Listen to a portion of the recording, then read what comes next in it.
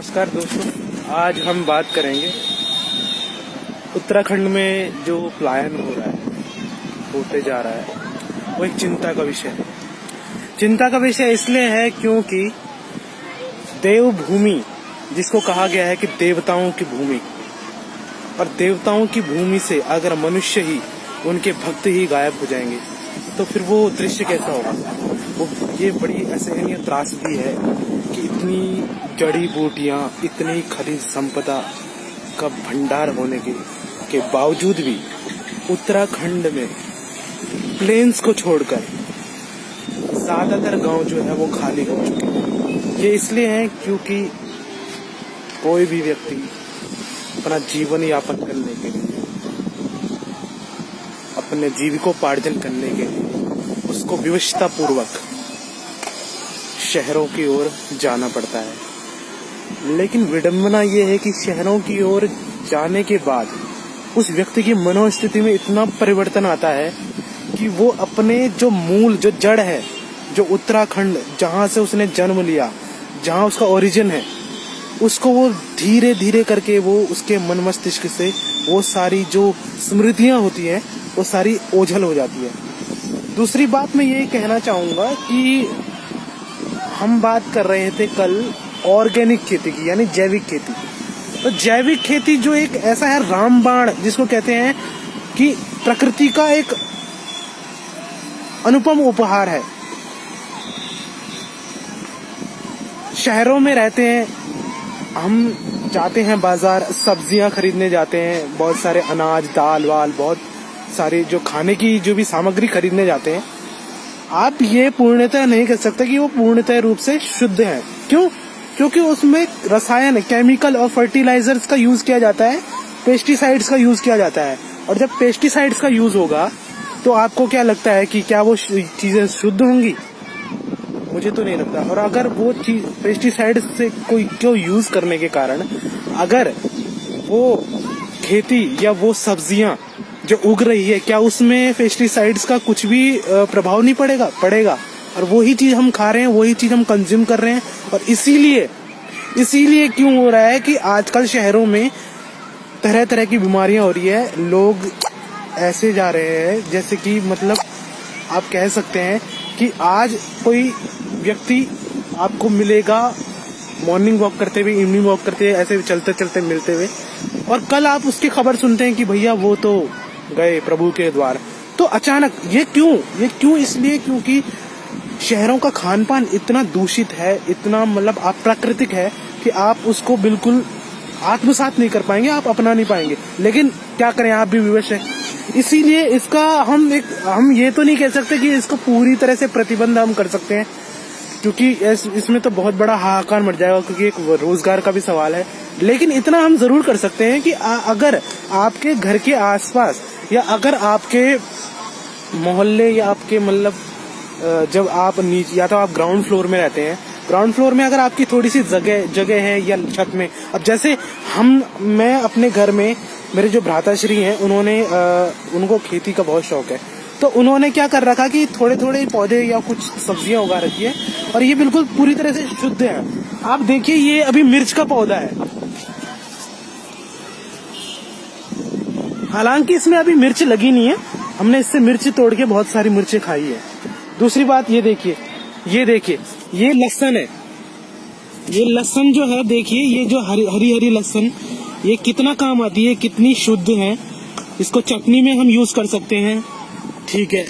और हम अब और बताते हैं, ये देखिए टमाटर, ये आप देख रहे हैं, ये टमाटर इतने सारे लगे हुए हैं। ये देखिए, ये टमाटर देखिए, ये देखिए प्याज देखिए, ये प्याज है, ये प्याज देखिए। आप धनिया देखिए, यहाँ पे धनिया कभी कभी आपने देखा होगा, जब कभी कभी 80 रुपए किलो, 100 रुपए किलो तक मिल जाता है। और लेकिन अगर आपके पास जगह है तो आप क्यों ये काम ना करें। ये देखिए धनिया को,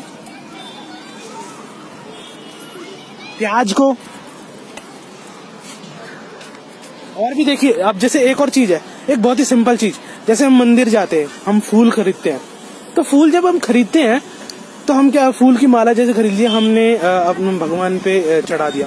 उसके बाद क्या होता है कि हम जो है वो फूल वूल माला वाला इधर उधर फेंक देते हैं। अरे फेंकने से अच्छा ये है कि आप गमले लो, उन जो वो सूखे हुए फूल हैं उनको डाल दो गमले में, और फिर देखो हमने ऐसे ही किया था।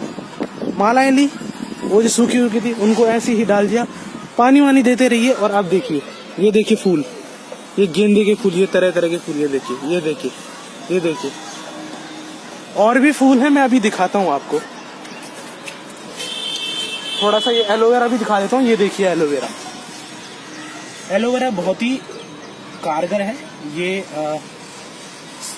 त्वचा संबंधी रोगों या त्वचा संबंधी जो भी ये बहुत ही उपयोग होता है त्वचा को सुंदर बनाने के लिए। इसका उपयोग आयुर्वेद में और कई लोगों ने बता रखा है। ये फिर से गेंदे का फूल आ गया है।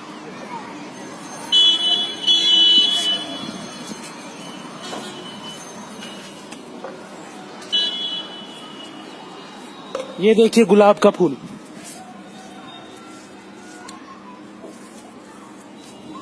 कड़ी पत्ता का नाम तो आपने सुना ही होगा। कड़ी पत्ता बहुत ही यूज होता है खाने में, इसका जायका बढ़ाने के लिए, और सांभर में भी डाला जाता है, साउथ इंडियन फूड्स में भी ज्यादा डाला जाता है। लेकिन कड़ी पत्ता देखिए हमारे गांव में तो, उत्तराखंड में तो इतने होते हैं कि आप पूछता तक नहीं है कोई, तो कदर नहीं है।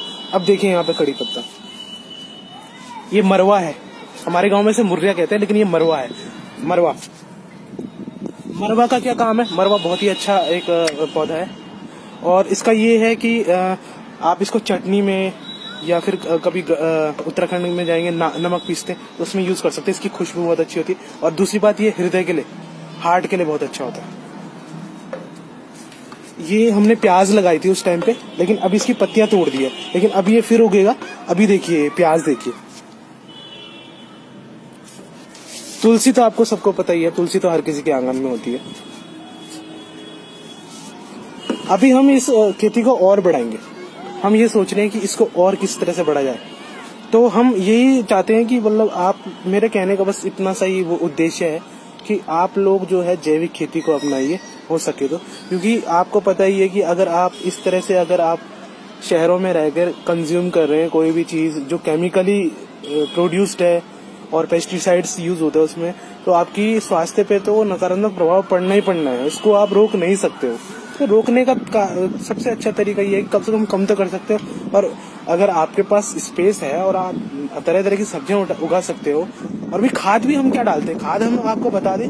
जैसे आपने मतलब आप चाय पीते, तो चाय पत्ती हो गई, चाय पत्ती को फेंको मत, उसको यहाँ डाल दो।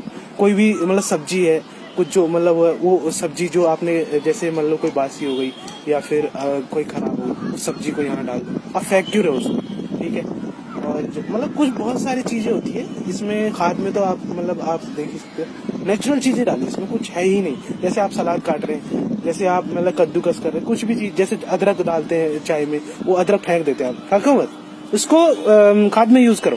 तो बहुत सारी चीजें ऐसी थी कि ये खाद, और ये इससे क्या होता है, इसकी उर्वरा शक्ति बढ़ती है। और उर्वरा शक्ति बढ़ेगी तो क्या होगा कि ये जल्दी से उगेंगे और ये नेचुरल है, 100% नेचुरल है। इसमें किसी भी प्रकार का पेस्टिसाइड यूज ही नहीं हुआ। तो वही मैं बस इतना ही कहना चाहता हूँ कि जैविक खेती को अपनाओ। और दूसरी बात यह है कि उत्तराखंड भंडार है प्रकृति का, जड़ी बूटियों का। तो अपने जड़ को मत भूलो। चेतन तो होगा, लेकिन जड़ को जो भूलता है वो व्यक्ति फिर कभी आगे बढ़ जाएगा, लेकिन कभी उसकी सफलता प्रिजर्व नहीं रहती, मेंटेन नहीं रहती, ठीक है। तो आप उसको सतत विकास, अगर आप सतत विकास, पर्यावरण वो बचाना, पर्यावरण का संरक्षण बहुत ही आवश्यक है।